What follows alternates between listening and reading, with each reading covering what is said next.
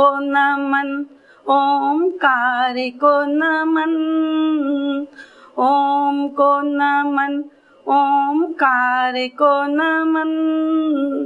अरियंतों को नमन, सिद्धि सिद्धि को नमन, अरियंतों को नमन, सिद्धि सिद्धि को नमन।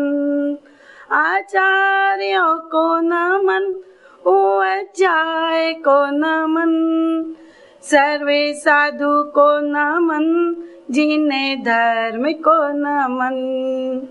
ओम को नमन, ओमकार को नमन, ओम को नमन, ओमकार को नमन।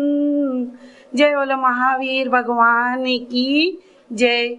जय बोलो गुरुदेव आचार्य रत्न बाबूजी मुनि महाराज की जय।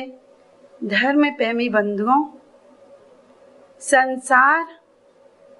संसार का परिभ्रमण का कारण, मूल हेतु मोह और ममता है। मोह ममता के चक्कर में फंसकर व्यक्ति अपनी आत्मा का अहित करता है। बड़ी विडंबना है कि जिस जिस चीज पर मोह करता है वह सब नश्वर है, शाश्वत नहीं है। जैसे कि उन्मत्त होकर मनुष्य को कुछ सूझता नहीं है, वैसे ही मोहावी होकर उसे कुछ सूझता नहीं है। मनुष्य के मन में 3 चीजों से मोह होता है। एक तो धन से, और दूसरा संपत्ति से, तीसरा शरीर से और संबंधी से। 3 आसक्ति हैं।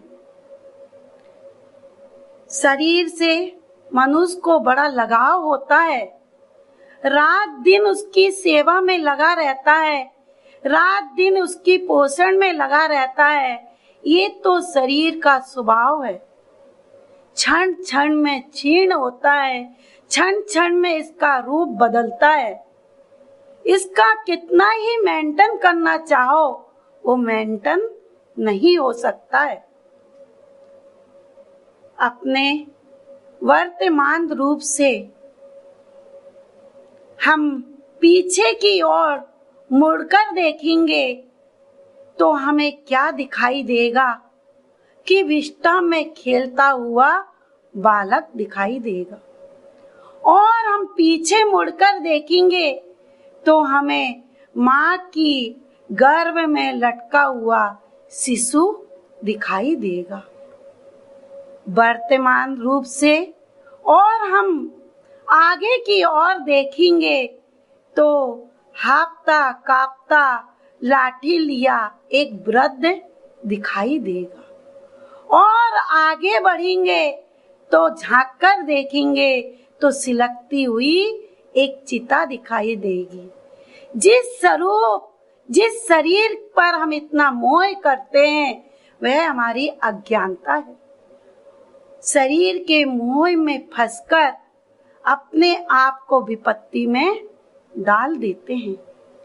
एक बार की बात है, एक व्यक्ति रास्ते से गुजर रहा था और असावधानीवश अंधकूप कुआं में गिर जाता है। उस कुएं में थोड़ा सा पानी था, इस कारण वह व्यक्ति ऊपर नहीं आ पाया। इतने में एक वृद्ध वहां से गुजर रहा था। उसने उस युवक से पूछा, आत्मिक भाव से पूछा कि क्यों भाई आप कैसे गिर गए। उस युवक ने क्या जवाब दिया कि भाई मैं गिरा नहीं हूँ, मैं तो इस कुआं में उतरा हूँ। ये तो अमृत कुंड है, इसके जल से स्नान करने से यौवन चिर यौवन की प्राप्ति होती है। वृद्ध ने सुना आश्चर्यचकित हो गया और पूछने लगा, क्या प्रमाण है? तब उस युवक ने कहा कि ये अमृत कुंड है, इसके जल के स्नान करने से मैं भी आपके समान वृद्धता और इसके स्पर्श जल से मैं यौवन बन गया। फिर क्या था, आप न देखा, उस वृद्ध ने युवा बनने की सोच लिया और कुएं में कूद पड़ा और वे व्यक्ति उस पर चढ़कर ऊपर आ गया। बंधुओं, हम सभी की यही स्थिति है। हम शरीर के मोह में फंसकर संसार में गत होते चले जा रहे हैं। अब दूसरी आसक्ति क्या है? संपत्ति। शरीर से भी बढ़कर मोह मनुष्य को संपत्ति पर होता है। संपत्ति नश्वर है, सब लोगों को पता है, लेकिन इस संपत्ति को पाने के लिए व्यक्ति अपने आप को विपत्ति में डाल देता है।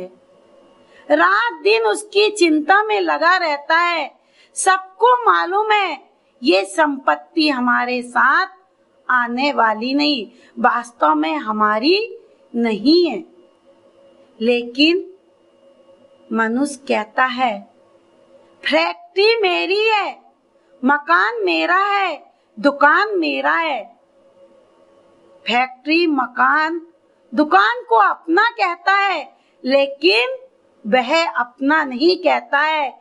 मकान नहीं कहता है तुम मेरा है, मालिक बदल जाते हैं।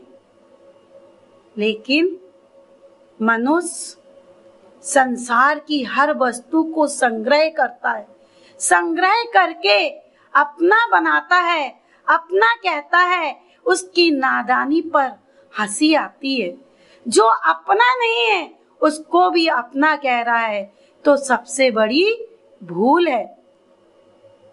तो देखो, अगर कोई किराए के मकान में रहे और अपना समझकर उस पर अधिकार जमाए और फिर उसे खाली करने की नौबत आए तो उसे नीचा देखना पड़ता है। वैसे ही ये शरीर एक किराए का घर है।